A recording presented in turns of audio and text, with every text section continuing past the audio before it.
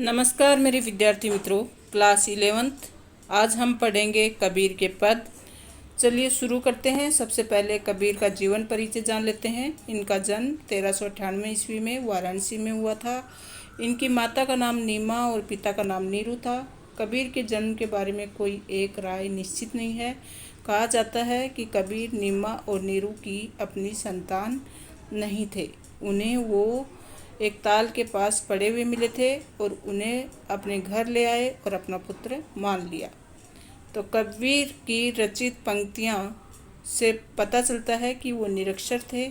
उन्हें जो भी ज्ञान प्राप्त हुआ वो सत्संग और देशाटन से प्राप्त हुआ और उन्होंने उसी ज्ञान को प्रमुखता दी जो उन्हें आंखों देखे सत्य और अनुभव से प्राप्त हुआ। वे जाति, संप्रदाय, वर्ण आदि द्वारा किए जाने वाले भेदभाव को नहीं मानते थे। वे धर्म भेद को नहीं मानते थे। हिंदू मुसलमान सबको एक समान मानते थे। दोनों धर्मों के सत्संग किया करते थे और वो कर्म कांड के घोर विरोधी थे। एक ही ईश्वर को मानते थे। आज जो हम कबीर के पद पढ़ेंगे उनका सारांश यहाँ पर दिया हुआ है, वो बाद में हम देखेंगे। चलिए एक एक इनके पद का भावार्थ जान लेते हैं। शुरू में है, हम तो एक करी जाना, दोई कहे तिन्हीं को दो जग, जिन नहीं पहचाना। एकई पवन एकई पानी, एकई ज्योति समाना, एकई खाक गढ़े सब भांडे, एकई कोहरा साना। तो ये जो पंक्तियां हैं ये कबीर के पद से ली गई हैं और इन पंक्तियों में कवि कहते हैं कि वो उस परमात्मा को जानते हैं जो एक है, जिन्होंने संपूर्ण संसार की रचना की है। हम तो एक करी जाना, मतलब हम तो वो एक ही परमात्मा को जानते हैं। दो ही कहे तिन्हीं को दो जग, जिन नहीं पहचाना। जो एक है और जिन्होंने संपूर्ण संसार की रचना की है और वो संसार के कण कण में है। जो अज्ञानी है वो परमात्मा और संसार को अलग अलग मानते हैं। हम तो उस एक ही ईश्वर को मानते हैं। तो ऐसा कबीर का कहना है। फिर वे कहते हैं कि संसार में एक ही वायु है, एक ही जल है और एक ही परमात्मा का प्रकाश फैला हुआ है। तो एक ही पवन एक ही पानी एक ही ज्योति समाना। ज्योति मतलब प्रकाश। एक ही मतलब एक ही पवन है और एक ही पानी है और एक ही ज्योति है। एक ही खाक गढ़े सब भांडे, एक ही कोरा साना। तो वो कहते हैं कि कुम्हार के जैसे परमात्मा है।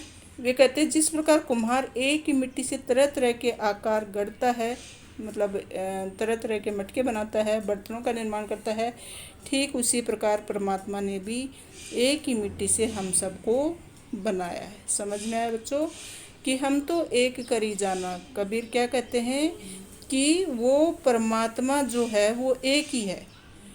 दो ही कहे तिन्हीं को दो जग, जिन नहीं पहचाना। जो परमात्मा को जानते हैं वो तो एक ही मानते हैं और जिसने संपूर्ण संसार की रचना की है वो एक ही है और संसार के हर कण में व्याप्त है। और जो अज्ञानी हैं वो परमात्मा और संसार को अलग अलग मानते हैं। दो ही कहे तिन्हीं को दो जग, जिन नहीं पहचाना। मतलब जो दो मानते हैं परमात्मा और संसार को, वो अज्ञानी हैं, वो परमात्मा को पहचानते ही नहीं। एक ही पवन एक ही पानी एक ही ज्योति समाना। मतलब एक ही पवन है, एक ही पानी है और एक ही प्रकाश फैला हुआ है। एक ही खाक गढ़े सब भांडे। भांडे मतलब बर्तन और गढ़ना मतलब उसका निर्माण करना। तो एक ही मिट्टी से सारे जो कुम्हार है वो एक ही मिट्टी से सभी बर्तनों को अलग अलग आकार देता है। वैसे ही जो हमारा ईश्वर है वह भी एक ही मिट्टी से हम लोगों को अलग अलग आकार में बनाता है। आगे बढ़े। जैसे बड़ी काष्ठ की काट, अग्नि न काटे कोई, सब घटी अंतर तू ही व्यापक धरे स्वरूप सोई। माया देखी के जगत लुभाना, कहरे नर गरबाना, निर्भय भया कछु नहीं व्यापे, कहे कबीर दीवाना।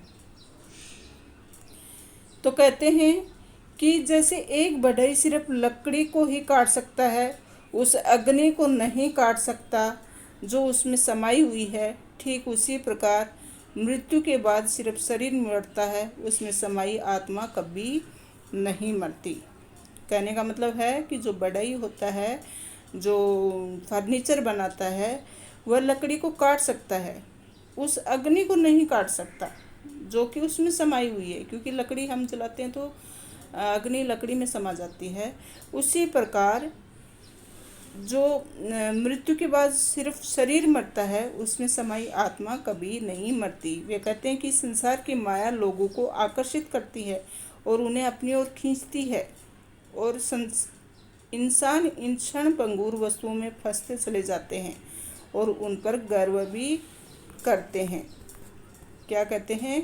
जैसे बड़ी काष्ठ की काट अग्नि न काटे कोई, मतलब काठ की लकड़ी को ही कोई काट सकता है, लेकिन उसके अंदर जो अग्नि समाई हुई है, अग्नि मतलब आग जो समाई हुई है, उसको कोई नहीं काट सकता। सब घटी अंतरी तू ही व्यापक धरे स्वरूपे सोई, मतलब आत्मा कभी नहीं मरती। शरीर का कोई विनाश कर सकता है, लेकिन आत्मा को कोई नहीं मार सकता। माया देखी जगत लुभाना कहरे नर गरबाना, कि मतलब ये संसार है, इस संसार की माया लोगों को आकर्षित करती है, उन्हें अपनी ओर खींचती है, और इंसान इस वस्तुओं में फंसते चले जाते हैं और उन पर गर्व भी करते हैं, जबकि ये क्षण भंगुर है, कुछ ही देर की है। निर्भय भय कुछ नहीं व्यापे कहे कबीरा दीवाना। तो कबीर जी क्या कहते हैं कि इंसान इन क्षण भंगुर जो वस्तुएं हैं उसमें फंसते चले जाते हैं और उन पर गर्व भी करते हैं, और लोगों को सांसारिक मोह माया से मुक्त होकर एक ईश्वर की भक्ति करनी चाहिए। जो इस सांसारिक मोह पास से मुक्त हो जाता है, उसे किसी भी चीज़ का भय नहीं रहता है। समझ में आया बच्चों? देखो, हम तो एक करी जाना, हम तो ईश्वर को एक ही मानते हैं। दो ही कही तीन ही को दो जग जिन नहीं न पहचाना, जो दो मानते हैं संसार और ईश्वर को, वो अज्ञानी है, वो ईश्वर को पहचानते ही नहीं है। एक ही पवन एक ही पानी एक ही ज्योति समाना, एक ही पवन है एक ही पानी है और एक ही ज्योति मतलब प्रकाश चारों तरफ फैलता है। एक ही खाक गड़े सब भांडे एक ही कोरा साना। तो जो कुम्हार है वो एक ही मिट्टी से अलग अलग आकार के भांडे तैयार करता है, बर्तन तैयार करता है, उसी प्रकार हमारा ईश्वर भी हमें अलग अलग रूप में तैयार करता है, एक ही मिट्टी से। जैसे बड़ी काष्ठ की काट अग्नि न काटे कोई भी इंसान काठ की लकड़ी को काट सकता है, लेकिन उसके अंदर समाई आग को नहीं मिटा सकता। उसी तरह सब घटी अंतरी तू ही व्यापक धरे स्वरूपे सोई, हमारे शरीर को नष्ट कर सकते हो, शरीर को कोई मार सकता है, लेकिन उसके अंदर की जो आत्मा है उसको कोई नष्ट नहीं कर सकता। माया देखी के जगत लुभाना कहरे नर गरबाना, मतलब इस संसार के लोग जो हैं वो माया में फंस गए हैं, मतलब माया मोह में फंसे हुए हैं, जबकि पता है कि ये जो अपना शरीर है वो क्षण भंगुर है, मतलब कुछ ही देर का है, कुछ ही दिनों का है, लेकिन फिर भी लोग इसके ऊपर गर्व करते हैं, अभिमान करते हैं। निर्भय भया कछु नहीं व्यापे कहे कबीरा दीवाना, मतलब अगर लोग लोभ लालच छोड़ दें, माया मोह का चक्कर छोड़ दें, तो उसको किसी भी प्रकार का भय नहीं रहेगा और सांसारिक मोह पास से वो व्यक्ति मुक्त हो जाएगा, उसे किसी भी चीज़ का भय नहीं रहेगा। तो आगे कवि कहते हैं, सतो दखत जग बोराना, सांच कहीं तो मारन धावे झूठे जग पतियाना।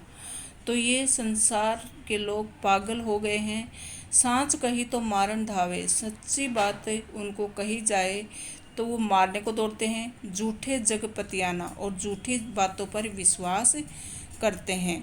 नमी देखा धर्मी देखा, नमी मतलब नियमों का जो पालन करते हैं, ऐसे लोगों को कबीर जी कहते हैं कि मैंने ऐसे साधु संतों को देखा है जो नियमों का पालन करते हैं, धर्म भी करते हैं। प्राप्त करे स्नाना, और तरह तरह की स्नान प्राप्त करते हैं।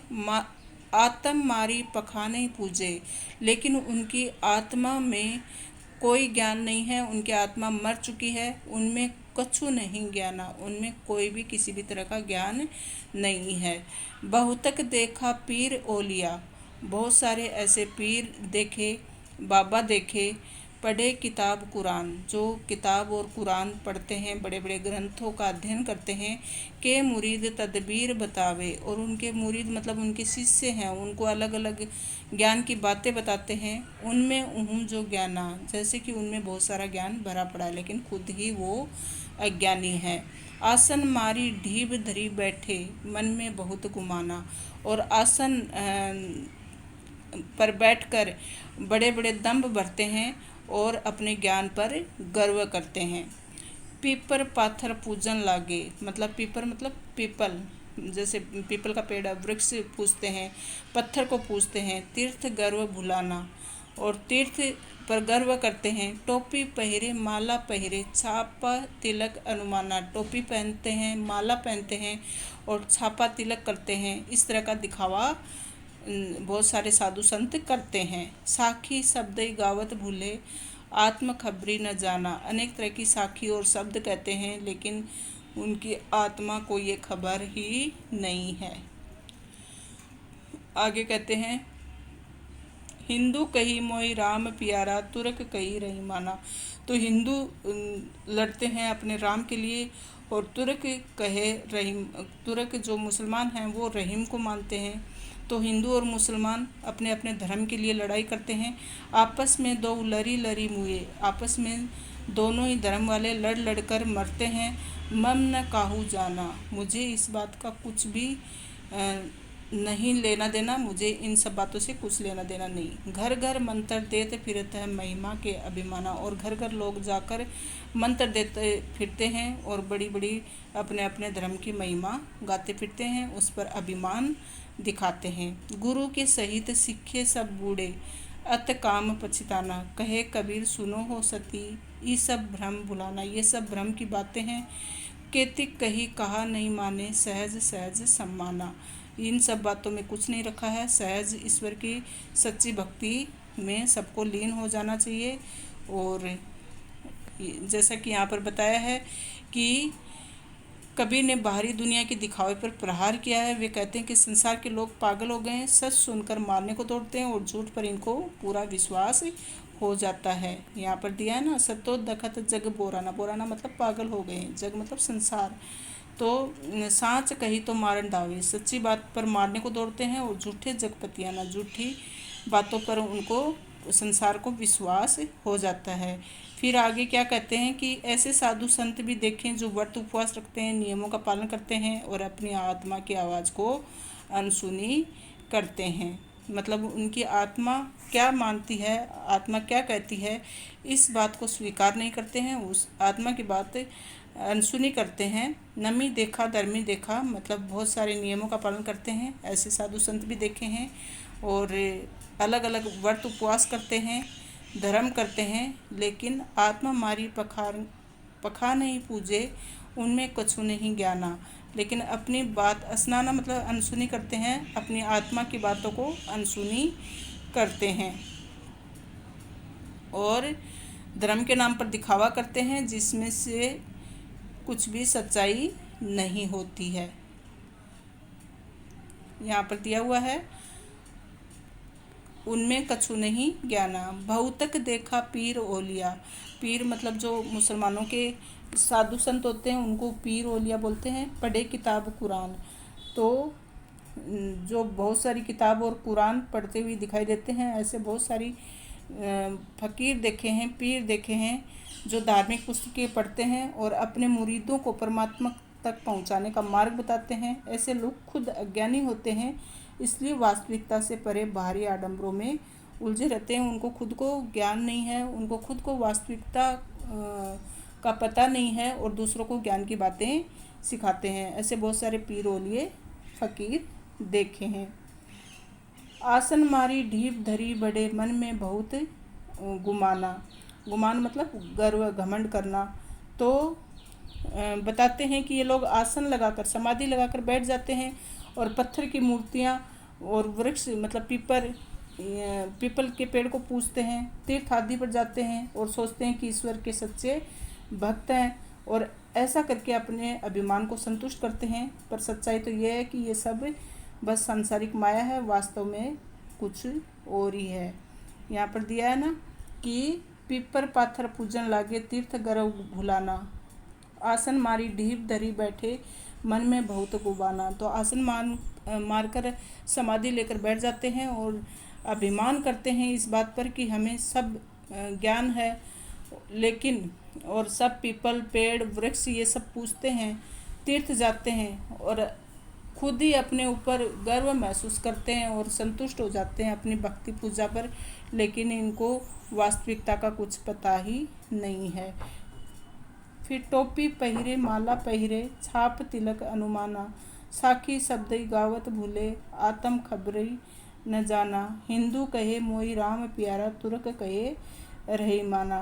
फिर आगे दिया है कि कुछ लोग टीका चंदन लगाते हैं, गले में माला पहनते हैं, सर पर टोपी पहनते हैं, खुद को ज्ञानी समझते हैं, दूसरों को ज्ञान की बातें बताते हैं, जबकि असल में तो खुद ही कुछ नहीं जानते।